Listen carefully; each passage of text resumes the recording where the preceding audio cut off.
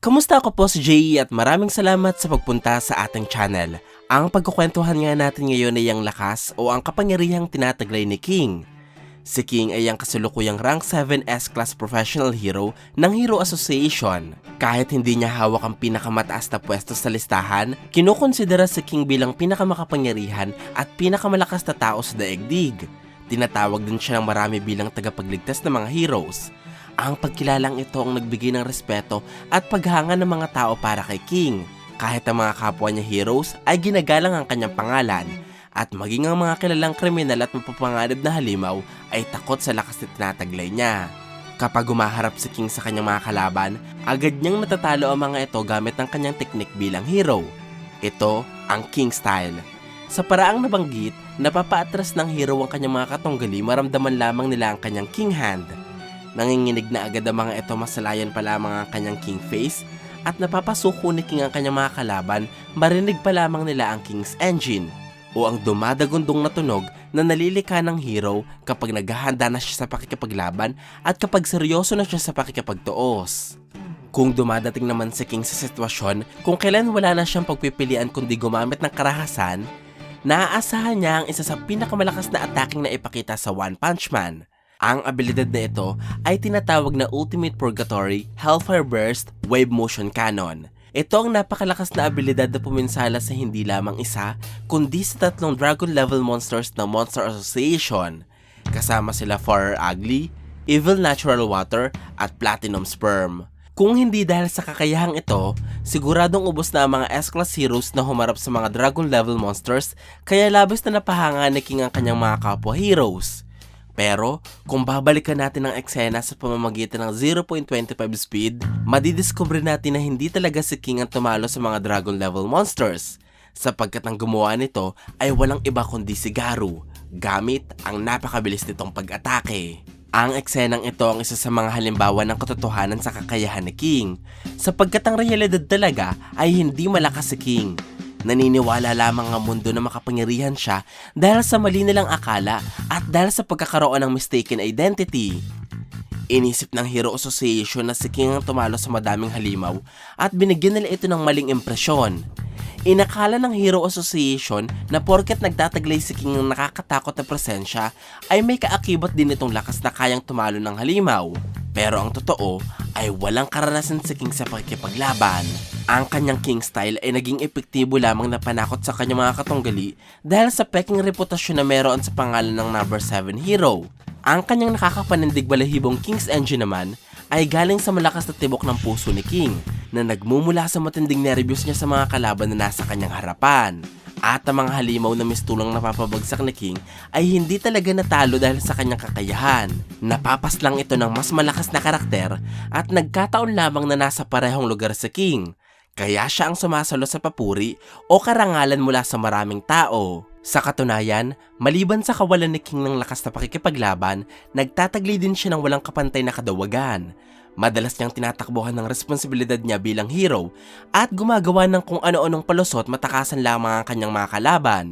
Sa madaling salita, maituturing natin si King bilang pinakamahina sa hanay ng S-Class hero o maaaring sa lahat ng heroes ng Hero Association. Ganun pa man, kahit mahirap kay King na panindigan ng peking reputasyon niya bilang hero, nakakatulong pa rin ito sa kanya sa maraming sitwasyon.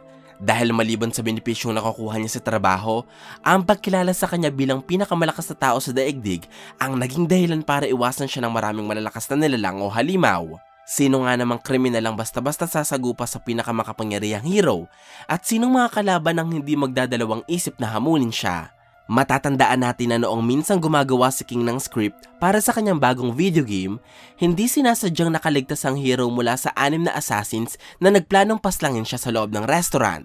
Inakala ni King na mga fan niya ang mga assassin kaya pinigilan niya mga ito sa pinaplano at sinabihang bumalik na lamang sa restaurant balang araw kung saan maghihintay si King para sa kanila.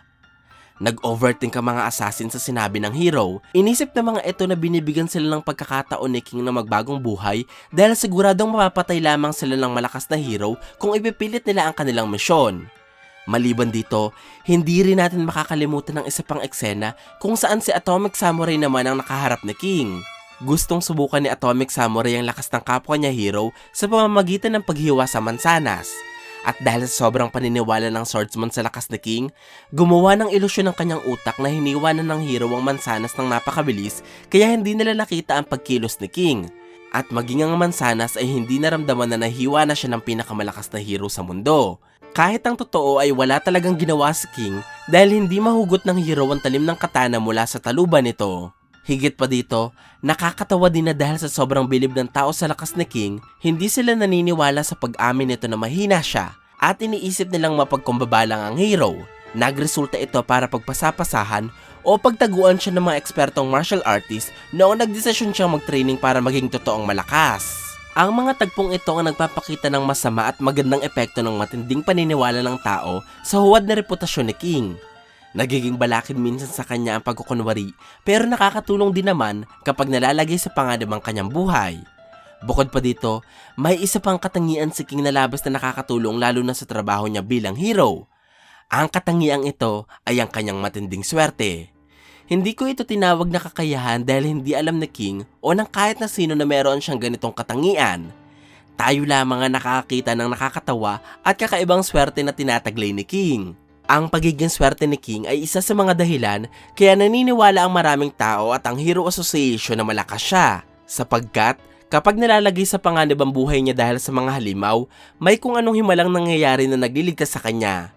Halimbawa dito ay noong siya mag-isang naglalakad sa hideout ng Monster Association kung saan niya nakita ang batang hostage ng mga halimaw na si Waganma. Umiyak ang bata sa harapan ni King dahil sa paghingi ng tulong at sinabi pang gusto niyang yakapin ang hero dahil sa takot.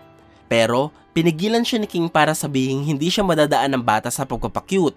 Kaya pumunta na lang ito sa ibang heroes dahil wala siyang makukuhang maganda kay King. Nagulat ang bata sa pananakot ni King sapagkat ipinakita na ang Waganma pa lang ito ay isang halimaw na nagbabalat kayo lamang at gustong lokohin si King para patayin. Kaya inilabas ng halimaw ang tunay niyang anyo dahil akala niya ay alam ni King ang kanyang pagkukunwari.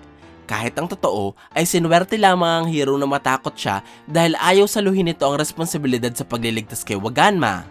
Sunod dito ang isa pang laugh trip na eksena kung saan ang batang may poknat na si Tario naman ang nakakita kay King sa hideout. Tumakbo ang bata na umiiyak patungo sa hero pero dahil sa karanasan ni King, inakala niyang isa muling halimaw ito na nagkukunwari lamang na bata. Pinahinto ni King si Tario sa paglapit sa kanya at sinabing itigil na nito ang pagtatago ng anyo para atakihin siya ng palihim.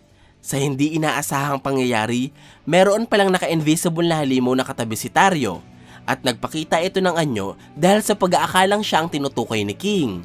Higit pa sa mga ito, ang pinaka nagpapatunay ng swerte ni King ay ang pagtatagpo nila ng ating bida na si Saitama.